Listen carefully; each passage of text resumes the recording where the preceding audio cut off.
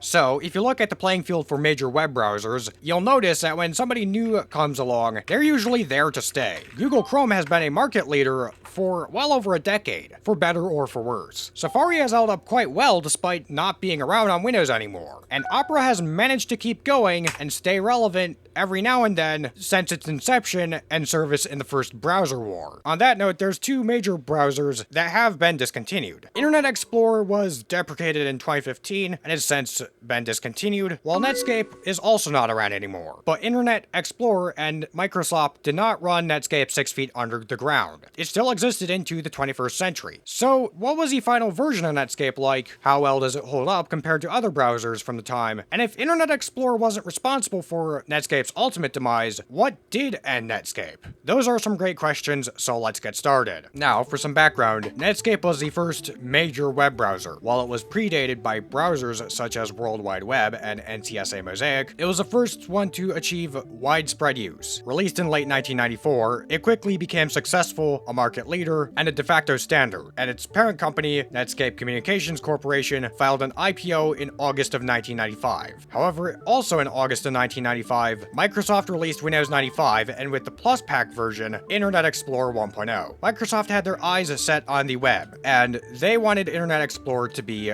successful. However, their methods for doing this were a bit questionable. Not only did they make the browser free, but they also bundled it with Windows 95. Their mentality was also very hostile towards Netscape, and it's best summed up by the phrase, embrace, extend, exterminate. And while Microsoft was able to become the market leader with Internet Explorer, the US federal government wasn't very happy. In March of 1998, Netscape decided to open source their browser's code as a project known as Mozilla. This may become important shortly. While Microsoft was being taken to court by the federal government of the US, AOL bought Netscape.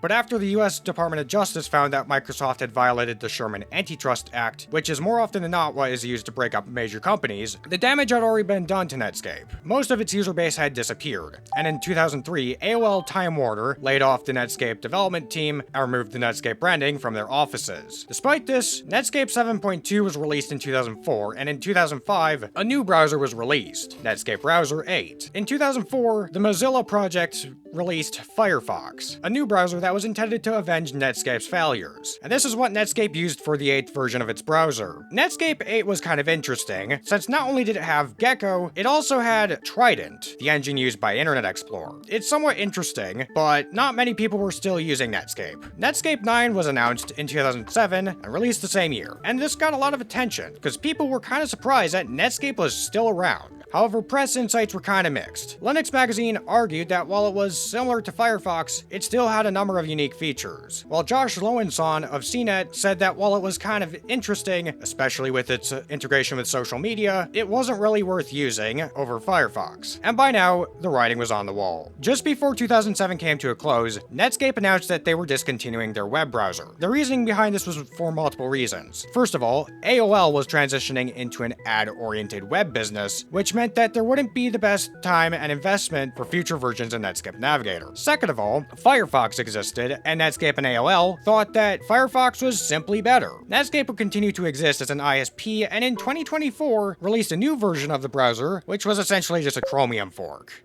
And a Chromium fork that was really low effort. That being said, Navigator 9 is usually regarded as the final release of the browser, even despite this Chromium fork. And in late 2025, AOL announced that the Netscape internet service provider would be discontinued, marking the final end of an era. But anyway, what's the final version of Netscape Navigator like? So starting off, we need to install the program. And to put it lightly, the installation process is basically like Firefox. The only things that are really different from Firefox are the Netscape branding, Netscape's EULA, and the lack of an option to send crash diagnostic data to Mozilla. In fact, this installer is so boilerplate copied from Firefox that one of the installation phases is literally a little housekeeping, something I associate with Firefox installation.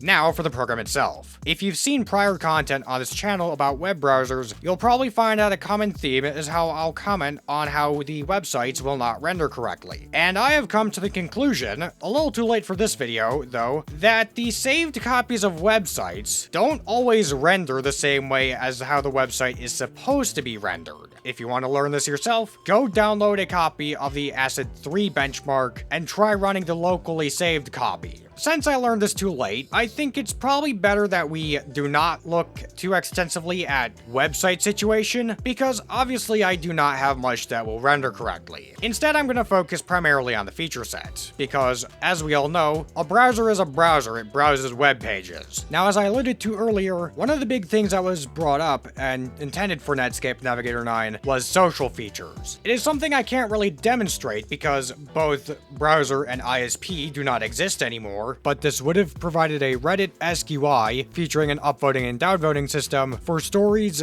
articles, and other stuff in your feed provided by the ISP. Besides that, Netscape seemed like it wanted to be innovative with Navigator 9. I think a good way to show this is with URL correction. Now, it's kind of hard to demonstrate because I am surprisingly good at typing 3 letters in a single row, but if you enter in a TLD the wrong way, it will ask if you meant something else. Additionally, Navigator 9 includes a plugin that lets you read print documents inside of the browser. For instance, Adobe Acrobat documents. In the sidebar, there's 2 specific things. First of all is the link pad. This feature allows you to drag a website onto it, and then you can go open up that site again at a later time with what is easily describable as a one-time bookmark. And then you have the mini browser, which is kind of interesting. It essentially lets you view a website in the sidebar, and that website is side by side with the main site that you're browsing. It should also be said that this sidebar is resizable, so you can basically have split-screen web browsing, in case you ever want to view both Reddit and cat videos on the internet at the same time.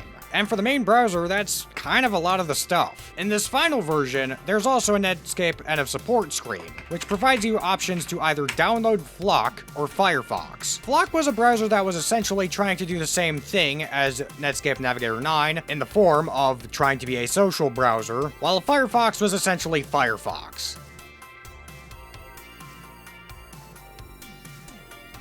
Now, I thought it would also be kind of interesting to compare Netscape Navigator 9 to Firefox 2.0, as Navigator 9 is based off of Firefox 2.0, and I think that the differences really show. Netscape really could go on to have been its own unique thing, even if based off of Firefox and relatively similar to it. After all, we do have all sorts of different Chromium forks today, including Edge, Opera, and Brave, and these all have noticeably more distinct UIs compared to Google Chrome and Chromium. Netscape's UI has a lot more of the Windows Vista era aesthetic, collectively known as Frutiger Arrow, and has a lot more blues, greens, and teals that are associated with Netscape compared to Firefox. Firefox, on the other hand, has, I guess you could call it 2005 Linux design, I guess? I don't know the best way to put it, and that's not saying it's bad. Old Linux has its own sort of charm. But a key difference here is that Navigator 9 has a new tab button and proper tab UI directly available from the start compared to Firefox. If I had to guess, Internet Explorer may or may not have had a role in this, despite its late adoption of tabbed browsing.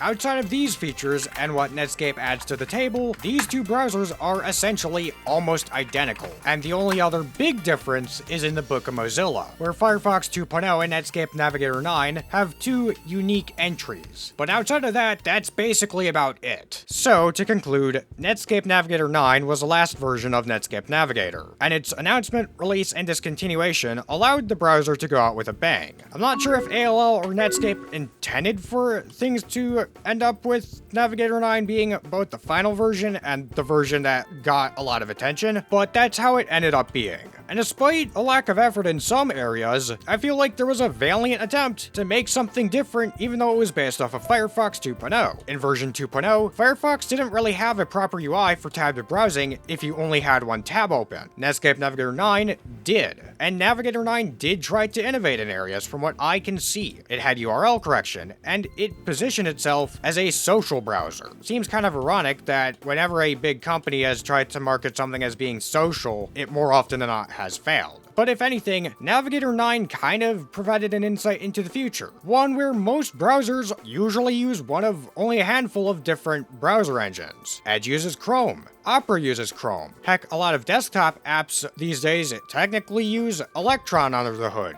which is again Chrome. But I think for such a troubled history for such a web browser, and one that was significant at that, I think Navigator 9 was arguably the best that the browser could have ended on. Anyway, do you agree? Did you use Netscape Navigator back in the day? Were you one of the holdouts that still use Navigator 9? If so, what's your thoughts on it? If you used Navigator, did you switch to Firefox? Do you have something to add? Is there something I forgot to address or something I could do to improve my content? If you have anything to say, feel free to let me know down below in the comment section, through my email, or through my Discord server, and feel free to give this video a like. But that's going to do it for this video, so thanks for watching, and have a nice day.